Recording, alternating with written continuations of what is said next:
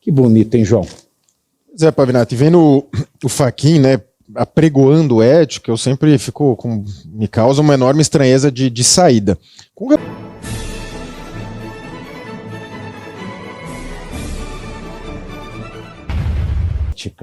Que bonito, hein, João? Zé Pavinato, vendo o Fachin, né, apregoando ética, eu sempre fico me causa uma enorme estranheza de saída. Com relação especificamente ao sigilo do Vorcaro, esse caso ele reflete bem o que é o país.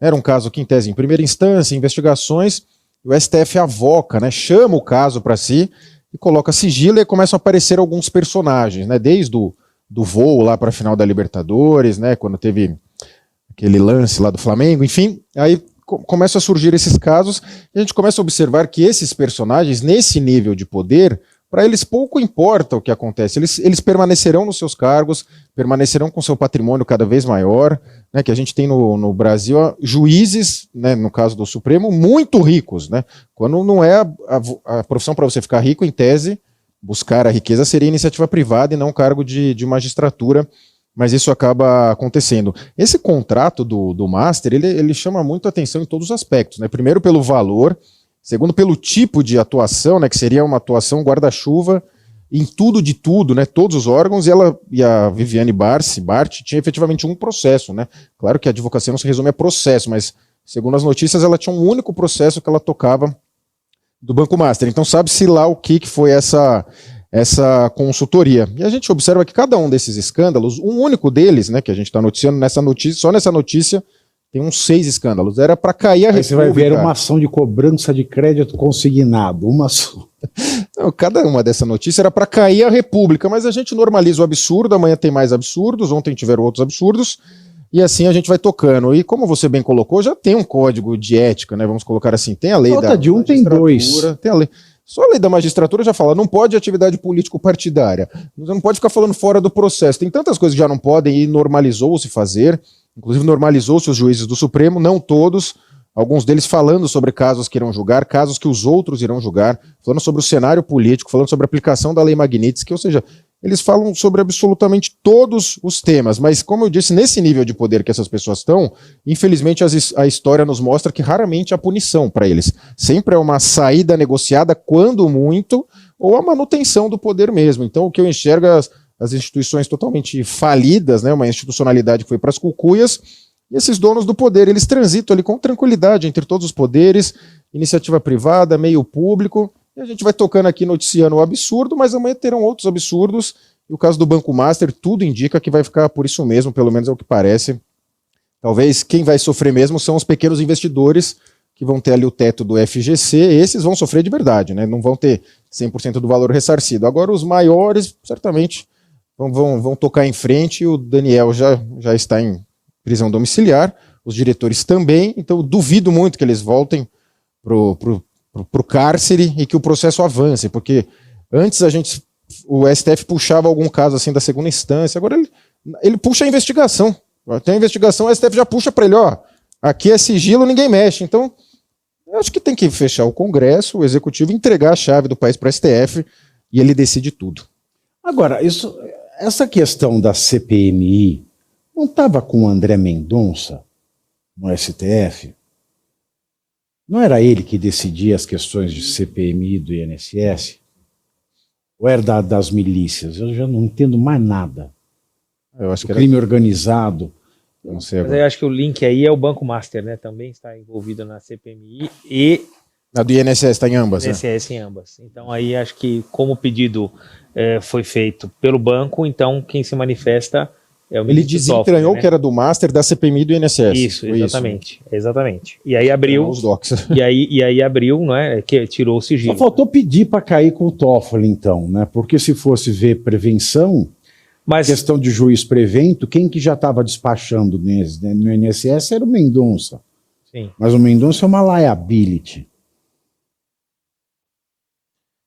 Pavinato, eu queria olhar um pouco o lado bom das coisas, porque primeiro, se teve acesso a esse contrato, justamente porque ele vazou, então isso mostra sim um fortalecimento da nossa democracia, que com a imprensa livre noticiou coisas que eram ali entre privados, de modo que hoje a gente sabe, então, valores, condições, cláusulas contratuais, quer dizer, detalhes. Então, essa é uma coisa estranha. Isso eu acho muito positivo, não é? Quando saiu o contrato, a notícia falava uma coisa.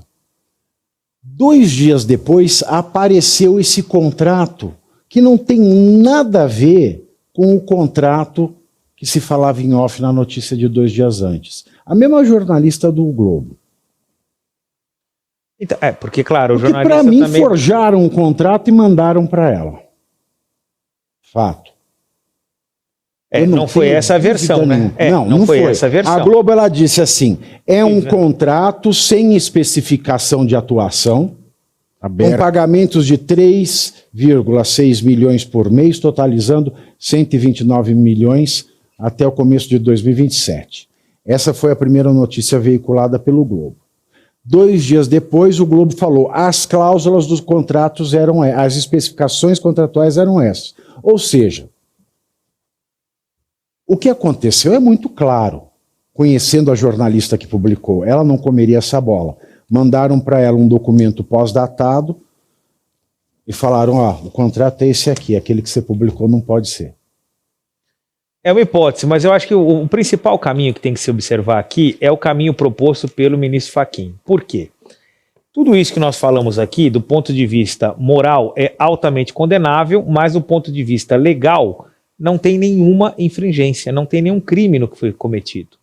Tampouco a mulher do ministro celebrar o contrato com o Banco Master, a relatoria do ministro Toffoli, decretação de sigilo e agora retirada, tudo isso corre dentro da estrita legalidade.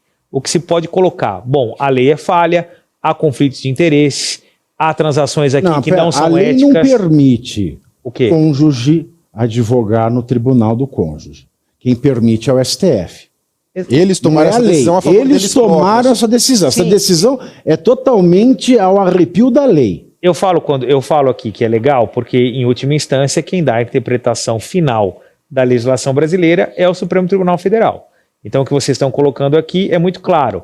O Supremo está dando uma interpretação que é ilegal, ou pelo menos vai contra o espírito originário da lei. É isso que vocês estão dizendo. Não vai contra o espírito, vai contra a redação mesmo. Ou que seja, contra a redação, o que é pior ainda.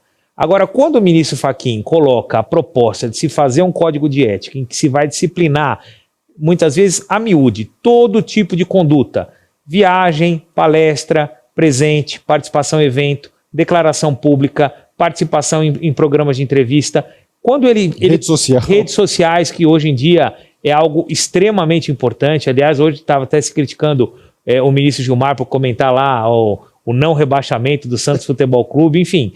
Hoje você não tem esse tipo de disciplinação, de modo que a proposta dele vai no sentido correto, qual seja, vamos debater, vamos estabelecer regras e vamos torná-las claras. Isso faz com que a sociedade, inclusive, tenha um texto e aí não fique caindo na interpretação, seja do Supremo, na interpretação de um determinado juiz.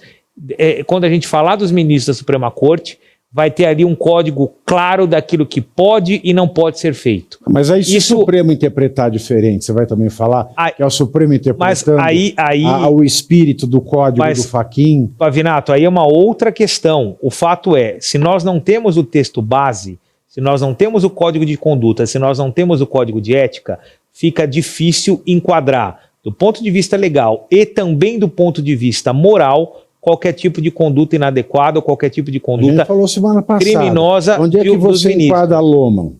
Não, a Lohmann proíbe o juiz de dar entrevistas. Mas você sabe que diversos juízes dão entrevistas. Exato, mas a lei foi revogada, a lei caducou, como gosta de dizer o Gilmar. O Senado não faz essa... Por que a lei caduca para ministro do STF e não caduca para mim? Para mim é piroca na minha tarraqueta. Mas por isso que o ministro Fachin está propondo, dada a pressão popular e a pressão da mídia que vem recaindo, em particular nesses recentes episódios, está se propondo esse debate, essa disciplinação. Óbvio, não é um debate fácil, não é.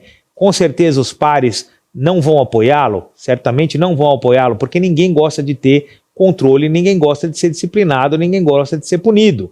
Agora, a sociedade brasileira vem clamando pela definição de limites, tanto à atuação jurisdicional da Suprema Corte, quanto, sobretudo, a atuação pessoal e particular dos seus membros. Eu acho que o ministro Fachin está tentando propor uma resposta a esse clamor popular. A outra forma de fazer isso, eu de verdade desconheço. Eu acredito nas instituições e acredito na construção de códigos. A rapaziada que segue em frente e segura o rojão. O ministro do STF ele pode matar hoje no Brasil. O ministro do STF tem licença para matar, estrupar e tudo isso. Por quê?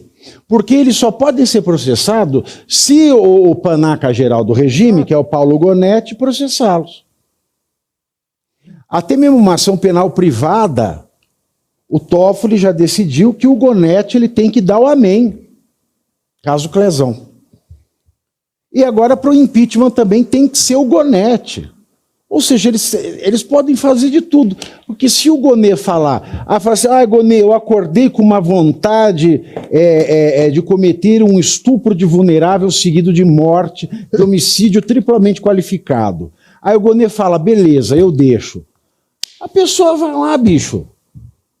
E sem contar que aí você fala, por exemplo, vou reclamar no CNJ, então. Eles mandam no CNJ, no TSE e no STF. Não, o CNJ não pode fazer nada. Tem tudo de tudo, então fica complicado. Mas eles já chegaram a determinar aposentadorias, né, de alguns juízes irem atrás, mas como você colocou, o que eu entendo é que o Senado caberia esse papel, porque você tem um poder exacerbando sobre os outros, você compete. O Senado, convoca o ministro. Só cumpre um papel. O Senado não faz nada e ele ainda... Papel de besta.